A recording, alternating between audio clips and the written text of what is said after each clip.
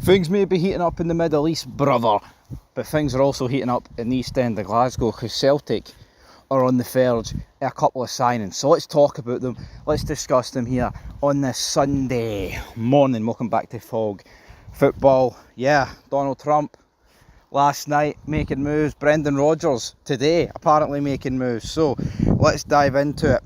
Big man, it's according to Fabrizio Romano. Now we knew this guy, Benjimin Nygren, right? Or however you pronounce it. Nygren looks like how it's pronounced.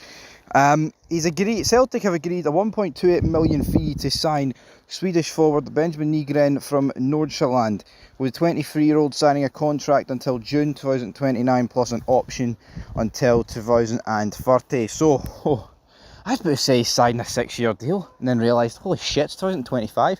So he's signing a 4-year deal, folks.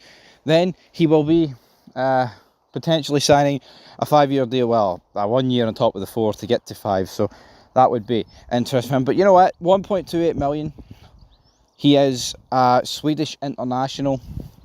Looks like a smart piece of business for Celtic. You're getting an international for peanuts. You know, it's not one of these ones where, well, I mean, it's a win-win, because if he flops, then you only spent 1.28 million on him. That's the sort of fees you can spend on guys and accept flops if you're Celtic. Not 9 million, you know. And also, if he turns out to be a success, well, you're going to make a lot of profit on this guy. Now, obviously, he's 23, not exactly 19, but you know, 23, still very young in the world of professional football. I think too many people are used to playing FIFA, guys. That's all I'll say on that one. But 1.28 million. Could he be added to? Well, I mean, Celtic have already made a few signings. Tierney, I mean, pre-contract agreement. We knew that was happening all the way back. Was it early February or was it late January? I can't remember when that window closed. Anyway, that's when that happened. And then obviously yesterday we talked about Ross Doon, so he's returned to Celtic. To pretty much, I mean, he's not even going to sit on the bench. He's essentially just became a season ticket holder at Parkhead because he's going to be sitting there every game. So that's his career sorted for the next, what, I think he signed a 3-year deal. And then obviously this guy, Benjimin Nygren, is going to be the third summer signing. Obviously Tierney's the blockbuster one, because it's Kieran Tierney.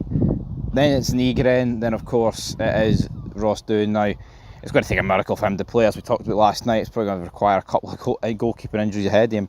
As for Nygren, well, the winger position for Celtic is definitely one of the weaker. There is no two ways about that.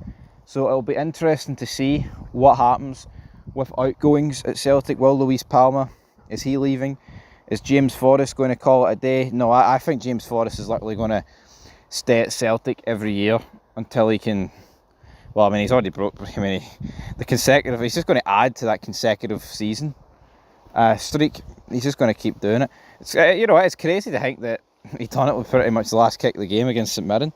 But I mean, you look at other wingers. I mean, Maida, obviously great. Jota's out for a long while. Kuhn, they're the three. You know, they're different gravy. Those three compared to the rest of them. Yang's not really good enough. I think Celtic would probably not be bothered if they lost Yang. I think for Yang, he's shown in glimpses that he can be good, but it's glimpses, folks. You need a wee bit more than glimpses in Glasgow, ain't that for sure? But anyway, 1.28 million. Will Nygren be able to prove it a wee bit more? We'll have to wait and see. Anyway, according to the Scottish Sun on Sunday, is this Rangers Hannah saying this? No. Was it Roger Hannah? Who knows? I'd never knew that Roger Hannah was called Rangers Hannah until today, earlier on my live stream. So every day is a school day. Celtic are among several overseas clubs looking closely at 25-year-old 1.5 million rated Kawasaki Frontale striker Shin Yamada. I thought reading out the club name was the guy's name. So hold on, Kawasaki Frontale. I think Frontale would definitely be more Italian, wouldn't it? Yeah, but the striker's called Shin Yamada. So Celtic looking for him. Again, not exactly. What are you going to call him? Chris Gordon? The 12, 13, 14 million that was rumoured with him. 1.5 million. The Celtic need to buy like the a blockbuster striker? Yeah, they do. Dyson Maeda, as great as he is, right, and you know what? He can definitely play up front. He does lack the killer instinct. Even though, I mean, despite his goals, ideally you'd want, a guy up front with Maeda on the left. Adam Ade has not been able to cover that, especially last season. Johnny Kenny's not really been given an opportunity. But for me, it's like they're bringing in, who's that guy at Fulham called? Can't remember his name. Osmond or something. The Fulham beast, the B team striker, right? Is he Callum Osmond? Is that Callum Desmond, Callum Osmond, something in that ballpark? I expected someone of a bit bigger stature to be joining Celtic, but to be honest, there's so much time left. We don't really know how that's going to play out in this transfer window. But that will do it, guys. That will do it. Celtic on the verge of that deal, obviously 1.28 million.